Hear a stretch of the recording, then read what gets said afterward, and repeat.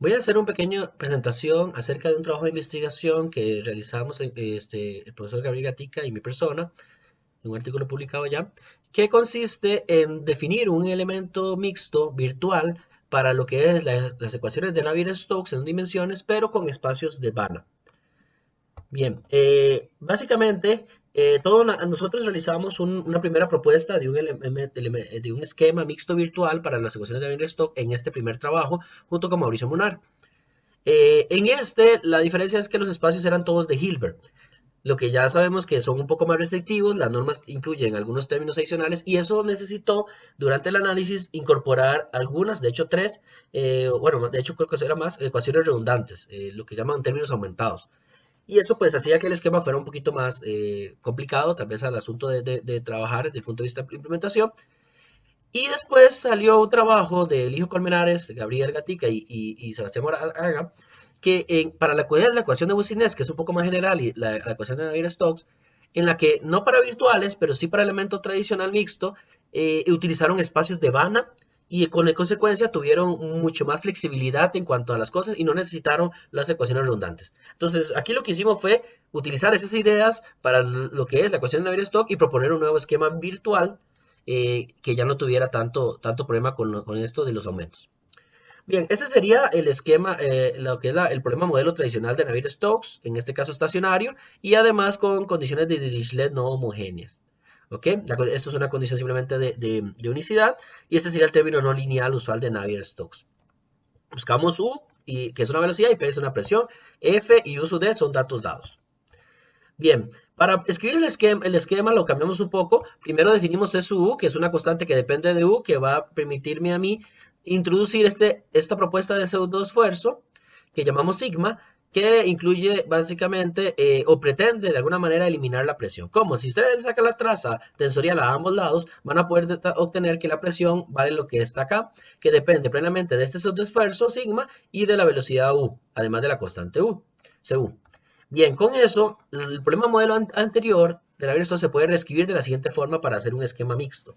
Ya desaparece la presión P y ahora se introduce el sigma, que es un tensor de pseudoesfuerzo, y el esquema queda de esta forma que está aquí, y pues ahora quedaría la integral de la traza de sigma igual a 0 en lugar de la presión. La presión fue completamente eliminada, aunque puede ser recuperada con la fórmula que teníamos antes.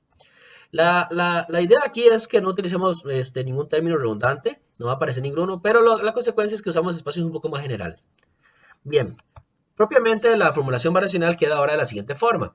Vamos a tener una forma bilineal A, B y C. A y B son bilineales y C es trilineal, depende de U, esta es la parte no lineal usual.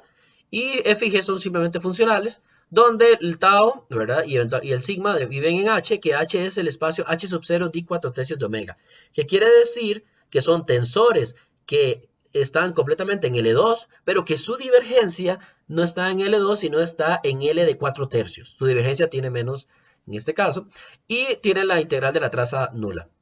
Los elementos, en este caso, que están en Q, que son los V y el U, están en L4. Q es L4, que es un espacio que ya no tiene restricciones para efectos de trabajo. En la versión anterior de nuestro problema, aquí trabajamos con H1, entonces eso ya traía muchos inconvenientes en cuanto a la cantidad de restricciones. Bien, las formas bilineales son las siguientes, más adelante las vamos a repasar, pero básicamente son productos con desviadores. El tradicional B, que es el elemento en Q por la divergencia de los elementos de H. Este sería el término no lineal, que involucra ambos espacios, y pues la traza normal y el dato fuente usual. Bien, un teorema ya aprobado es simplemente este que está acá, en el cual, suponiendo regularidad sobre los datos dados, sobre el dato de Dirichlet y sobre el dato fuente, es posible tener una solución única a través de un esquema de punto fijo. Y eso lo vamos a reproducir aquí, donde la solución viviría en algo parecido a esto, es una pequeña bola, digamos, con cierto radio, con constantes pues establecidas. Bien, primero hablemos de los espacios virtuales. En este caso, para el HD y 4 tercios de omega definimos localmente, es decir, descomponemos omega en una serie de elementos que no tienen por qué ser triángulos, puede ser muchas formas, esa es la gracia de que sea virtual, que haya una libertad en la geometría, aunque con ciertas restricciones.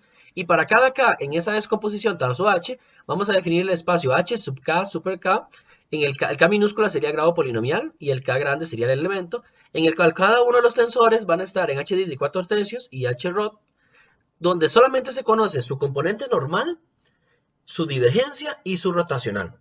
Esa es la idea de por qué este espacio es virtual. Realmente yo no conozco la forma de los elementos que viven aquí. Yo no sé si son polinomios o son senos, son exponenciales. ¿Qué forma tienen? No lo sé. Lo único que yo conozco es cómo interactúa en términos de la componente normal, la divergencia y el rotacional.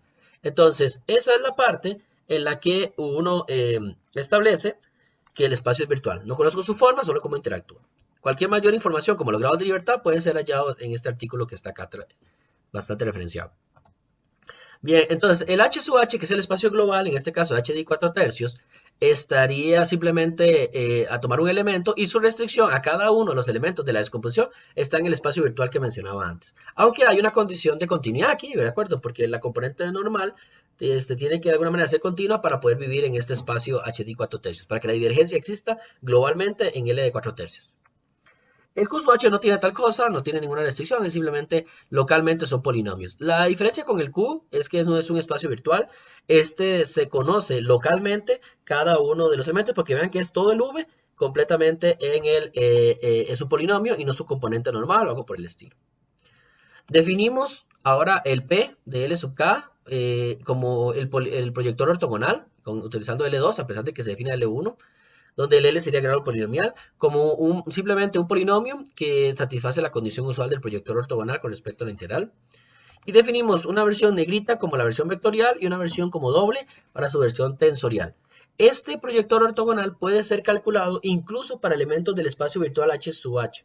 Para el de Q no tiene problemas, pero para el de para el de H sub H sí hay que caracterizarlo bien, pero gracias a la interacción por partes y conocer la componente normal y la divergencia, es posible calcular el proyector L2 incluso para elementos virtuales, ¿ok? Y así tendríamos una idea de cómo interactúa en todo el elemento, aunque no sea exactamente el valor. Mayor información puede ser hallada en este artículo que está acá. Bien, ahora sí, hablemos de nuestro esquema virtual. Bueno, estas eran nuestras formas y funcionales que teníamos antes en la versión continua. El problema cuando consideramos los espacios, sobre todo el virtual, que no se conoce toda la información en el elemento, son estos valores que están acá, que están en rojo. Porque yo aquí necesito la información de los elementos virtuales en todo el dominio, ¿de acuerdo? Pero yo no lo conozco en todo el dominio, lo conozco solamente como en su componente normal y en su divergencia o su rotacional, entonces no lo tengo aquí. Este sí es diferente, ven, porque el V está en L4, se conoce completo de la forma que lo definimos en Q sub H, y la divergencia sí es conocida desde el punto de vista del espacio virtual. Y lo mismo pasa con esta expresión que está acá, no se conoce el tau, la componente normal no me causa problemas, está definida virtualmente, y eso no tiene nada virtual.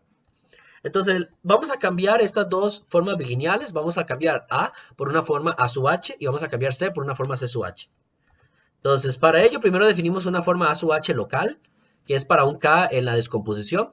¿Qué sería eso? Muy sencillo, para que se pueda conocer sobre todo el elemento, le ponemos el proyector ortogonal a cada uno de los elementos virtuales, que como mencionábamos, sí se puede calcular. Pero además hay que agregar un término de estabilización debido a la incorporación arbitraria de ese proyector que aparece así. Bien, ese término de estabilidad es tradicional, eso es usual que se conoce, que es a través de la definición de sus grados de libertad.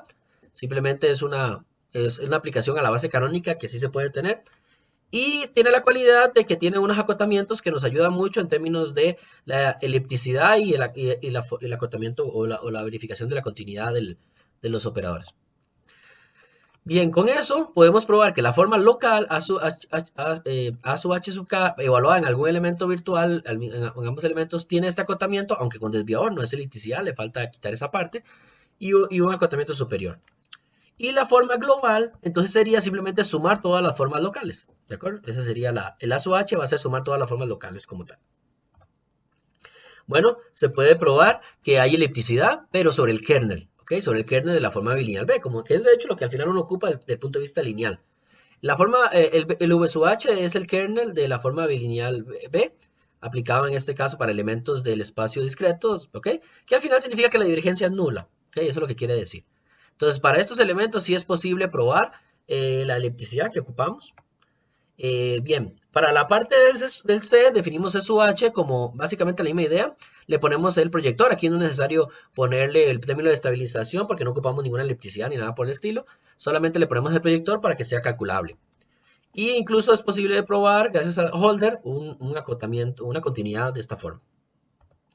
Bien, entonces este sería mi esquema discreto virtual mixto. ¿ok? Se debe buscar sigma h y u sub h en los espacios discretos donde este es el virtual y este no, de esta forma. Y a diferencia de solo poner h a todas las incógnitas, ahora tenemos un a sub h y un c sub h, que son las que teníamos antes definidas, ¿de acuerdo? Y lo que vamos a hacer es trabajar esto con un esquema de punto fijo, ¿ok? Básicamente ese es el problema, la parte no lineal, pero si esto no estuviera, este sería un esquema lineal, donde este es elíptico en el kernel de esto, entonces automáticamente no tenía solución y es única. Bien, con eso ya tenemos la electricidad y la condición in sub, y entonces, ¿cómo funciona ahora ya el análisis del problema no lineal global? Bueno, con un problema de punto fijo. Definimos un operador T sub h que va de Q sub h a Q sub h, en el cual si damos un Z sub h que está en Q sub h, él me devuelve lo que llamamos U sub h tilde. ¿Quién sería su h tilde? Muy sencillo. Tomamos el problema discreto y lo linealizamos en el sentido de que tomamos este Z sub h que es dado, lo metemos en la parte que era no lineal, se ve un problema lineal que tiene todo lo que necesitamos, ¿ok? Y automáticamente tenemos una solución única que llamamos sigma tilde y U tilde h. Pero nos dejamos solo el UH tilde. Y entonces, si logramos que este Z sub h sea exactamente el mismo que está aquí, entonces tendríamos la solución. Es decir, todo nuestro problema se reduce a probar que existe un U sub h en Q sub h que hace que T sub h dé lo mismo. O sea, un punto fijo. Y para ello vamos a usar el teorema de puntos fijos de Vanna. Aquí simplemente menciono rápidamente los siguientes principales. Se prueba un acotamiento de este operador para una bola, para una cierta bola, que lo que satisfaga esto, en realidad lo vamos a llamar S sub h. Me sale esta constante que está aquí, y la verdad es que necesito que sea menor que un medio para jugar un poco. Entonces, esto es equivalente a pedir esto. Aquí se pide nuevamente regularidad sobre los datos, que es usual en muchos problemas no lineales y que apareció aquí otra vez. Con esto me permite garantizar que la imagen de S sub h cae sobre sí misma con respecto a T sub h, que es una condición importante. También probamos lo que es la Lipschitz continuidad, ¿ok?